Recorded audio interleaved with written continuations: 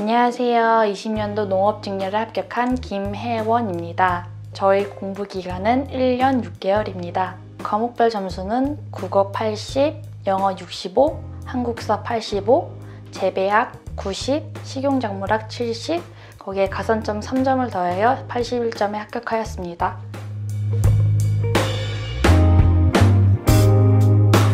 저는 국어가 베이스가 아예 없는 노베이스 상태에서 시작을 했습니다. 그래서 기본서, 요약집, 문제풀이를 10회독을 했을 것 같아요. 일단 처음에 기본서를 봤을 때 3, 4회독을 하고 한 권 마무리를 10회독 정도 했습니다. 문법 같은 경우에는 문제풀이를 10회독, 독해는 하루에 10문제씩 풀었고, 문학 같은 거는 시간 나는 대로 스트레스 풀 겸 책을 읽기도 하고 그런 식으로 공부를 했습니다. 한 권 마무리를 많은 회독을 한 이유는 제가 기본서를 보면서 저 스스로 중요한 부분을 요약을 하고 있었는데 한 권 마무리에 정말 똑같이 제가 요약한 대로 나와 있기 때문에 이거를 굳이 시간 들여서 쓸 필요가 없겠구나 생각을 해서 저는 이 한 권 마무리를 되게 활용을 잘했습니다. 제가 처음에 독해 점수가 30분 투자해서 55점?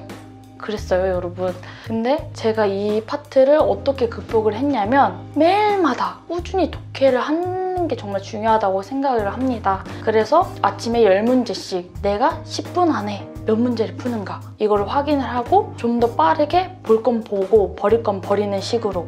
여기서 제일 중요한 거는 독해를 많이 보다 보면 시험 문제에서 똑같이 나오는 경우가 정말 많아요. 그래서 저는 내용을 보지 않고도 문제를 풀 수 있을 정도로 반복을 하면 좋겠습니다.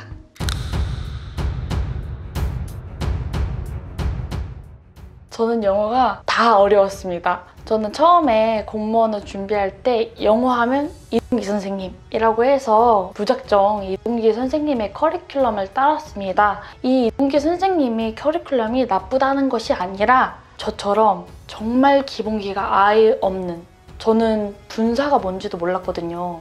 근데 그렇게 아무것도 모르는 애가 이동기 선생님의 올인원을 듣자니 이게 왜 형용사가 왜 명사를 꾸미는지도 모르고 그냥 무작정 외웠어요. 근데 결과는 2년 연속 영어 꽈락이 나왔어요. 자기가 어느 수준에 있는지를 확인한 다음에 정말 영어에 대해서 나는 아무것도 베이스가 없다 하시는 분들은 이동기 선생님 듣기 전에 0823 프라이빗 듣는 것을 추천합니다.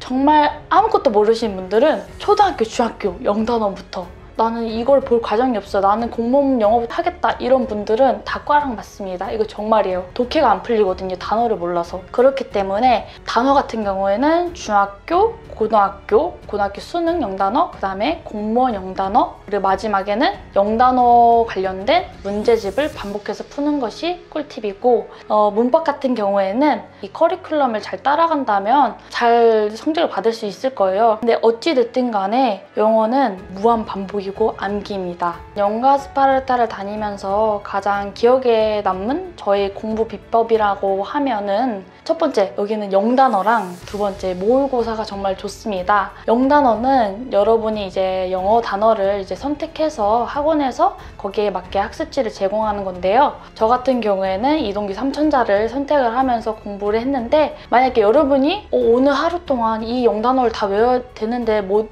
외우겠다 하시는 분들은 영어 단어에 있는 단어만이라도 회독을 하시는 게 되게 좋다고 생각을 하고, 저는 또한 모의고사는 솔직히 이게 모의고사라는 자체가 문제가 어렵기도 하고 집약적인 것도 되게 많아요. 그래도 나의 이 실력을 한 번 더 체크를 하면서 틀린 부분을 본다면 좋은 성적을 더 받을 수 있다고 생각을 합니다. 저 또한 그랬습니다.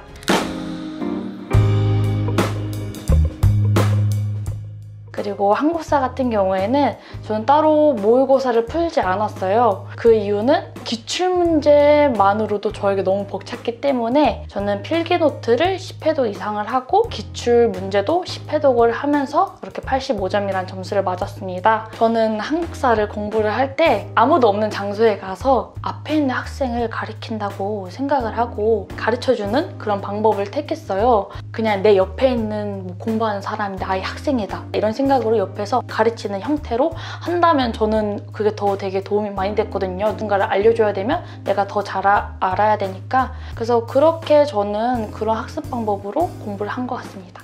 제 지인 같은 경우에도 공무원 준비를 하는 지인들이 정말 많았습니다. 그러다 보니까 사람들끼리 뭐 스터디를 하는 경우도 있고 아니면 만나서 공무원 얘기를 하는 경우도 있는데, 경찰 준비를 하시는 어떤 분이 너가 한국사를 너무 암기식으로만 외우는 것 같다. 그냥 너가 막 꼼꼼하게 들으려고 하지 말고 그냥 1시간 동안만 내 이야기 좀 들어봐라 해가지고 들었는데 그게 너무 재밌는 거예요, 여러분. 그래서 제 말은 만약에 한국사를 정말 하기 싫다, 암기가 너무 힘들다 하시면 유튜브에 역사 재밌는 설화 이런 거 있잖아요. 이런 거 찾아봐서 한번 보는 것도 되게 좋다고 생각을 합니다.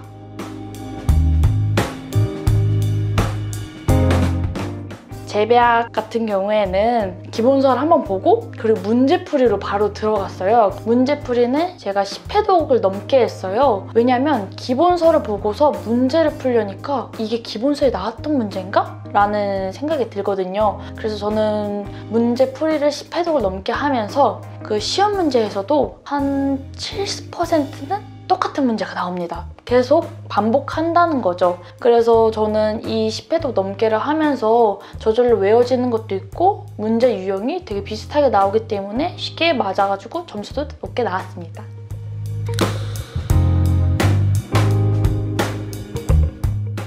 식용작물학도 기본서를 보고 문제풀이를 10회독 이상 하고 마지막에 요약집을 보는 형태로 들어가는 것이 좋다고 생각합니다. 이번 제가 시험을 준비하면서 식용작물학 같은 경우에는 사람들이 너무 쉽게 생각하기 때문에 문제풀이에서 똑같이 나온다는 생각을 진짜 많이 하세요. 근데 저도 그것 때문에 식용작물학 점수가 그렇게 좋게 나오진 않았습니다. 식용작물학 같은 경우에는 그래도 선택 과목에서는 되게 쉬운 편이기 때문에 이번 시험 출제위원들도 더 집약적으로 내시더라고요. 그래서 식용작물학 같은 경우에는 재배학보다는 좀 더 꼼꼼하게 보는 걸 추천을 합니다.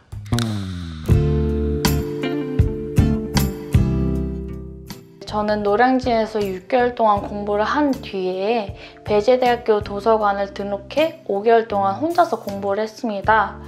확실히 혼자서 공부를 하다 보니까 공부가 너무 하기 싫었던 것도 있고 제 의지만큼 잘 안 됐었는데요. 공부는 안 되는데 또 영어 실력은 안 나오고 해서 이러면 안 되겠다라는 생각에 대전에 있는 모든 학원을 뒤져봤습니다.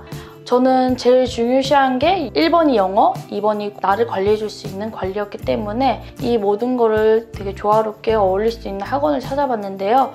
그러다가 이제 0823이 있다는 거를 알게 되었고 그 안에서도 영어 프라이빗이라는 그 영어 수업이 있기 때문에 그 점이 좋아서 등록하게 되었습니다. 연가 스파를 다니면서 월요일부터 토요일까지 학원에서 체계적으로 공부하는 시간을 이렇게 만들어주는 책에 따랐습니다. 그래서 저 같은 경우에는 월요일부터 토요일까지는 공부를 하고 일요일 날은 정말 신나게 놀았는데요.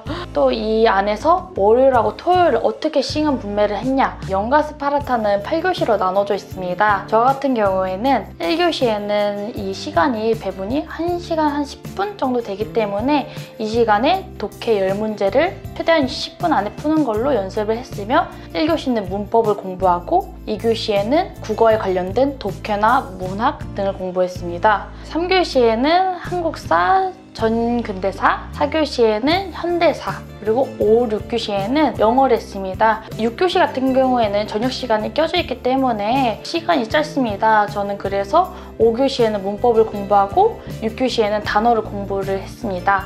그리고 7교시에는 이제 영어를 통틀어서 독해라던가 내가 부족했던 부분을 공부하고 마지막 8교시에 그 선택 과목 한 과목을 이제 문제풀이를 했습니다. 0823을 했을 때 관리가 너무 잘 됐다. 그리고 학원에서의 상벌점 제도 때문에 공부를 할 수밖에 없다.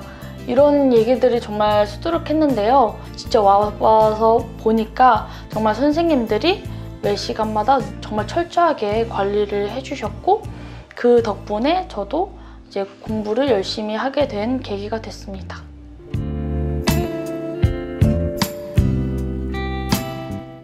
제가 이게 왜 왔을까 했더니 일단은 첫 번째 엄마 집밥에 대한 그리움, 그리고 사람들을 못 만나는 거에 대한 또 그런 그리움이 있고 노는 걸 너무 좋아했기 때문에 이거를 다 참고서 공부를 해야 된다는 그런 정신적인 그런 스트레스가 되게 컸기 때문에 왔습니다.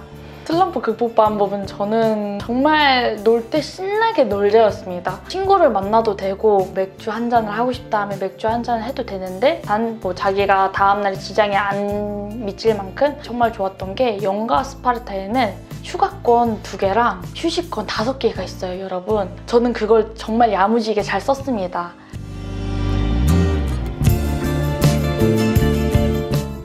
그 연도에 이슈되었던 문제들, 그거를 제일 첫 번째 중점을 뒀고, 두 번째는 면접 후기들을 보면서 제일 많이 나왔던 보편적인 문제를 찾아가지고 준비를 했습니다. 실제로 농업직 같은 경우에는 면접 팁이 정말 궁금하실 거예요. 왜냐면 아무리 찾아봐도 잘 나오지 않거든요. 근데 저 같은 경우에는 여러분 첫 번째로 스터디를 활용을 했습니다. 물론 스터디를 하다 보면 뭐 놀 수도 있고 아니면 준비가 덜 될 수도 있지만 혼자서 준비하는 것보다는 내가 어느 방향으로 나아가야 되지? 어떻게 준비를 해야 되는지를 알기 때문에 잘 활용했습니다. 그리고 두 번째, 전공 질문 같은 경우에는 초가사랑이라는 다음 카페에 들어가시면 면접 후기가 있어요. 면접 후기에 전공 질문만 따로 배치되어 있기 때문에 그거를 잘 활용하시면 됩니다. 세 번째는 저는 그 노량진 선생님의 그 스티마 강사님의 인강을 들었습니다. 그 인강을 통해서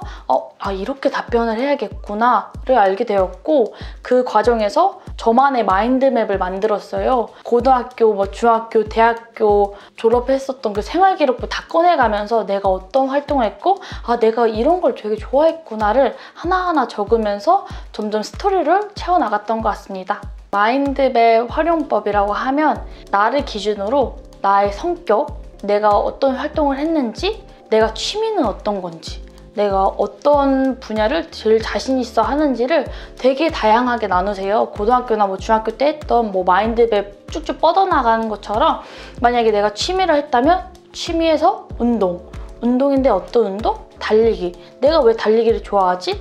꾸준히 하고 뭔가 활기가 넘치니까. 이렇게 계속 그 스토리를 만들어가면서 자기에 관해서 쭉쭉 뻗어나가면 좀 더 쉽게 잘 준비되지 않을까 싶습니다.